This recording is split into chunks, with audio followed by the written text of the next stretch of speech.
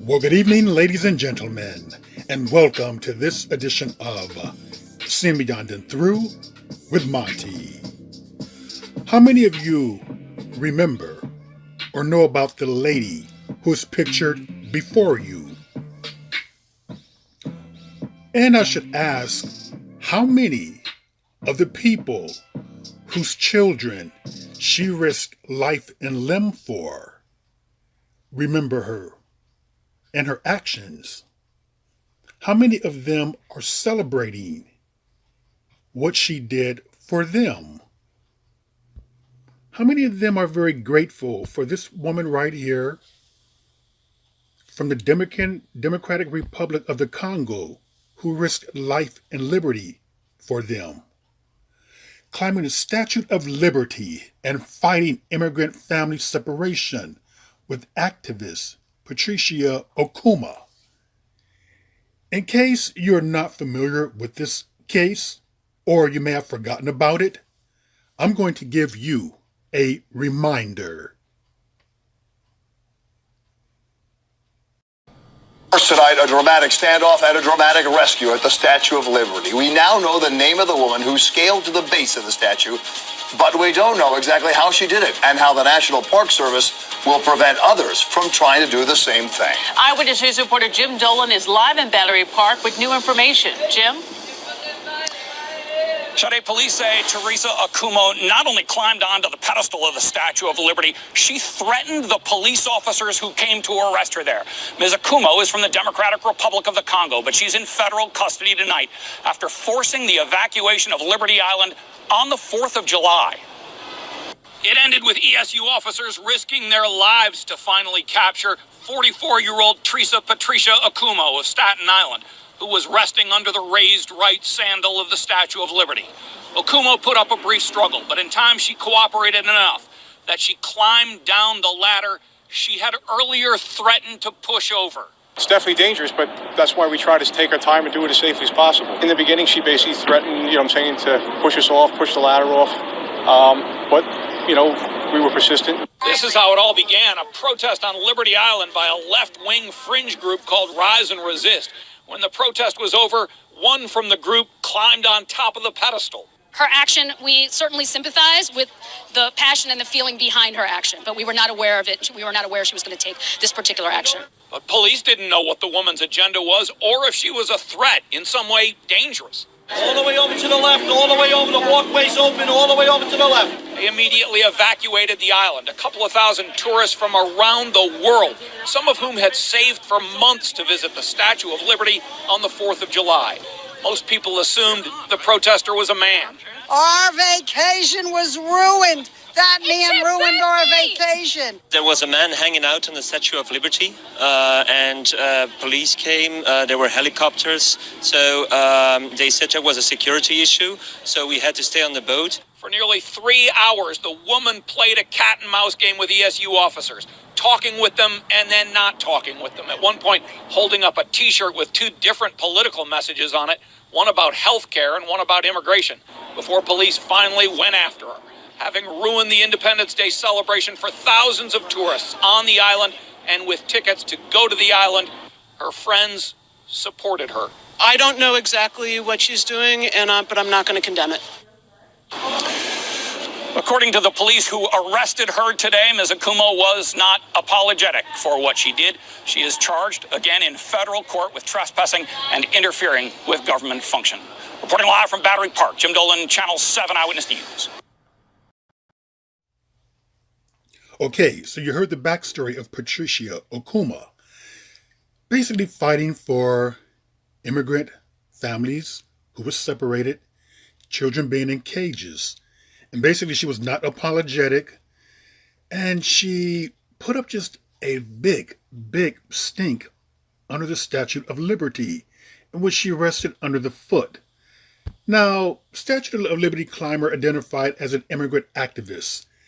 So she's an immigrant herself here, as I stated, from the DRC, Democratic Republic of the Congo. So basically, she could have been deportated for what she did. And I wonder if she were deportated for what she did with the very people who she risked life and limb for, have protested for her? No. So let's move on with this case because I have some very strong opinions about it. Here's an African woman fighting basically for a group of people who don't even know who she is, who didn't really ask her to fight for them, who probably don't give a damn about her. So here she goes. On November 26, 2018, climbing the Eiffel Tower to pressure Emmanuel Macron to take a stand against the United States. I was arrested in France and beaten in police custody. Okay, the nerve and the gall of her. She's an immigrant going to different countries, asking them to change their immigrant policies and basically to take a stance against another country for what they are doing to immigrants. So, do you ever care about your immigrants? About Africans who are taking slaves in Libya? Who are taking slaves in Middle Eastern countries? Do you fight for them just as hard as you fight for non-black people? Just as hard as you fight for non-Africans? So, black woman. What I climb Statue of Liberty sees basically she's saying that she was inspired by Michelle Obama. Okay, I would like to know in what way. Because Michelle Obama is not foolish. We're not encouraging anyone to do something stupid, something risky. So I doubt that seriously. No, you are taken aback and inspired by your own foolishness. And basically your lack of knowledge as to certain people in the United States and their actions against black people. And I will get into that later. This woman climbed the Statue of Liberty in protest of family separation 1 year later. So this would have been 2019, a year after 2018. She's wondering what really changed. Exactly. What did change? What was it for? If you want change and you're inspired by Michelle Obama, Barack Obama's wife, why don't you run for office? Why don't you become a politician? Why don't you make change that way? As opposed to trying to put your foot on the necks of certain governments who you're not even a citizen of to get them to change. It seems to me that you're going about it and at it the wrong way. So Michelle Obama has nothing to do with your foolishness. So here's what this foolish woman protested. Migrant children separating from their families. Keep one thing in mind too. These are people who chose to come over here. They were not dragged over here. They were not forced over here. They choose to basically not go the legal route.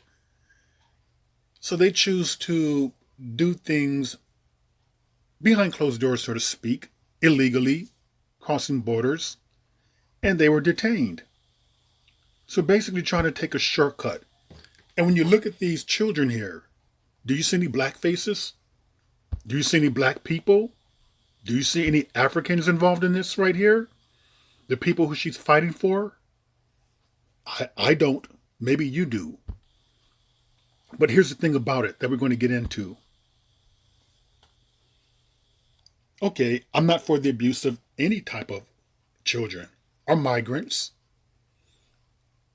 However, I do think that people need to learn to stand in line, go through the proper channels, do things the proper way, maybe wait it out. You know, it's not blocking any immigrants from entering the United States. But there is a wait and a proper way, a chain of command in which you do things. Now, Ms. Okuma, I wonder is she aware that the children who she's primarily protesting against are Mexican Americans at the border, Latinos, Hispanics, okay. But there are 50 million plus of them in the United States of America. And that 50 million plus, isn't there enough of them to protest themselves? To go out there on a limb, to risk their life and limb for their own? No one asked her to do that. She didn't have to do that. And you have to wonder, do people really appreciate what she's done? Are they appreciative? Are they respectful? Are they grateful? Probably not. I doubt seriously if any Latino, Hispanic, Mexican, so forth, even know who she is. Doing all that, risking your life and limb for their children, shouldn't you be held in high regards? She's not. They don't care about her. You know, Mexican people, Hispanic people, I live in California. And one thing I can tell you, they can be very racist, very anti-black, very anti-African, for no apparent reason. You would think that it was black people who are the result of them being put in cages, their children. No. Whatever plight in which they have, or suffrage in which they have when they get over here to the Americas, is not caused by black people. But for some strange reason, they can have very deep animosity towards black people. And 50 million plus, again, there is enough of them to protest and fight for their own. Because let's face it, they're not going to protest and fight for any black causes. And to be honest with you, I wouldn't expect them to. I'm not mad at them because they don't. I think black causes, trials and tribulations that we go through, should be fought by black people.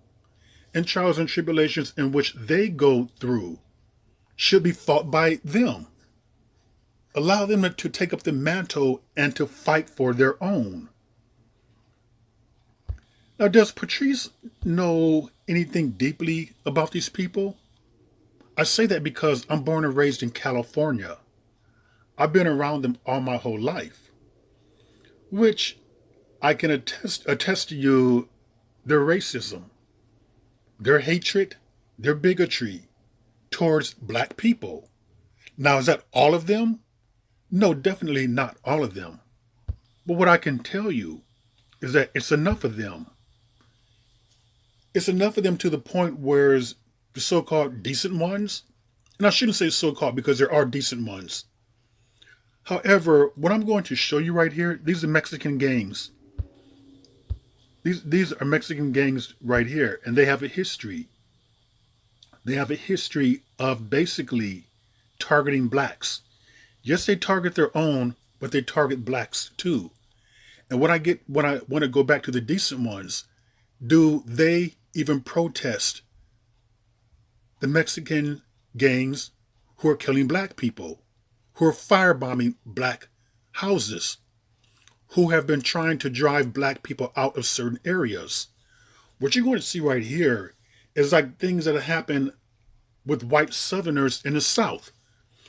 Latino gang members in Southern California are terrorizing and killing blacks. That's true. Latino gang members firebomb black residents to drive them out of Boyle Heights. That's very true. Not only out of Boyle Heights, but Harbor Gateway also. So does this African immigrant even know about this? Is she even aware of this? That some of the children that she could be trying to help out could later on become these gang members. Not all of the children, but some of them probably will. And the likelihood of when these people do become residents of America, their likelihood of becoming racist against black people is going to be very high. Let's go to another one. This is, it talks about this gang, how they firebombed. And one of the targets was a mother and her child. Who firebombs a single woman and her child out of an apartment building to get them to move. Who does that? Isn't that something that we thought we last heard of in the Deep South? Firebombs? Now, is that happening all over California? No, it isn't. It isn't. I don't mean to sensationalize this to make it seem like the vast majority of gangs are targeting black people. The vast majority of Mexican gangs most likely are targeting other Mexican residents. However, you do have some enough who are targeting black people.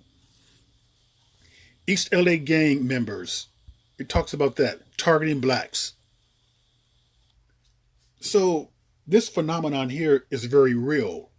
And what this foolish African immigrant does not understand, it seems to me that she's fighting and protesting for the wrong thing. Why don't you fight and protest against Latino gangs targeting blacks? You may be from Africa, the Democratic Republic, but they sure in the hell would see a nigger there. So you're targeting people being separated at the border, but not people being killed, firebombed out of their homes. Sometimes we as black people, we get involved in the wrong damn thing. We stick our necks out for people who we should just allow them to do it themselves. Some of the things that we get involved in or want to be part of, it doesn't even concern us. If she took her black ass to any of these neighborhoods right there, in some Latino neighborhoods, she would be a target, simply because she's black. When you go out on a limb for people, many times, they do not appreciate what you have done. They do not respect what you have done. They will never reciprocate what you have done. Over 60% of Latinos in America, Hispanics, are against blacks receiving reparations. But yet this fool right here want to sit right there and protest their plight. It would have been a great deal maybe if she would have been deported, being this foolish. No Latino family, Hispanic family is going to be appreciative of what she has done. And she has a baby. Do you think they're going to give a rat's ass about her child? Speaking of black women who are doing this, being around Hispanic men and their mindset, I can tell you, they pretty much do not like, or definitely there's not a preference for black women at all. You're at the bottom of the barrel when it comes to them. But yet we have a black woman, an African woman, who's risking her life and limb, going all out for a group of people where the vast majority don't give a shit about her. And she's going around saying that God told her to do that. I'll call nonsense on that. That's your foolishness. That's your burden. You got this save the burden syndrome. I need to save them and help them. Well, you need to save and help yourself. You need to look after your own people first. People respect you more when you respect yourself. Put black people first and foremost of your actions, your thoughts, your activities. You don't sit out there and go out there for a group of people who firebomb members of your own group, who are killing members of your own group, who are targeting children and women of your own group. That's foolishness right there. So tomorrow will be the 4-year anniversary that this fool climbed the Statue of Liberty. And guess what? 4 years later, there's no results for her climbing. People are not appreciative of her actions. They don't give a damn about what she's done. They don't even know what she's done. And that is the big thanks that you get. Learn from that and grow from that. And with that, ladies and gentlemen, that is another edition of Seeing Beyond and Through with Monty. And I will see you all beyond